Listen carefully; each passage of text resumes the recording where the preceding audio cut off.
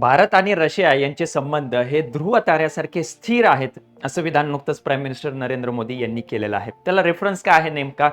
जगामध्ये आपण बघतोय की बऱ्याच देशांमध्ये वादविवाद सुरू आहेत, गट-तट ते सगळे पडलेले आहेत, संघर्षाची परिस्थिती बऱ्याच ठिकाणी उद्भवलेली आहे. तरी देखील एवढ्या वर्षांपासून भारत आणि रशिया यांच्या संबंधांमध्ये स्थैर्य एक आपल्याला जे बघायला मिळतंय, त्याला अनुसरून अलंकारिक भाषा वापरून प्राईम मिनिस्टर नरेंद्र मोदींनी हे विधान केलेलं आहे. पोल स्टार सारखे संबंध आहेत भारत आणि रशियाचे, असं त्याच्यामध्ये त्यांनी उल्लेख केलेला आहे.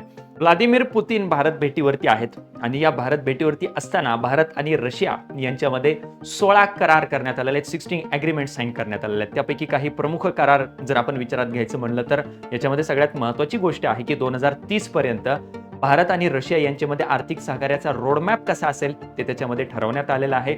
भारतातल्या कुशल कामगारांना, स्किल्ड वर्कर्सना रशियामध्ये अधिक कायदेशीर संरक्षण दिलं जाईल, ही एक त्याच्यामधली महत्त्वाची अग्रीमेंट आहे. रशियन नागरिकांना भारतामध्ये 30 दिवसांचा मोफत असा टुरिस्ट व्हिसा याच्या अंतर्गत जाहीर करण्यात आलेला आहे.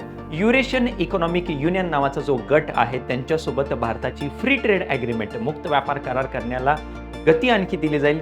यासारख्या महत्त्वाच्या गोष्टी, यासारखे महत्त्वाचे करार या 16 कराराच्या अंतर्गत करण्यात आलेले आहेत. सोबतच सध्या अमेरिका आणि त्यांचे मित्र देश भारत जो रशियाकडून तेल आयात करत आहे त्याच्यावरून जी टीका करत आहेत त्याच्या संदर्भातला पण एक करार त्याच्यामध्ये करण्यात आलेला आहे की तेल असेल किंवा इतर इंधन असतील ते रशिया अव्याहतपणे भारताला तशाच पद्धतीने पुरवत राहील, याच्या संबंधितलं पण एक करार त्याच्या अंतर्गत करण्यात आलेला आहे.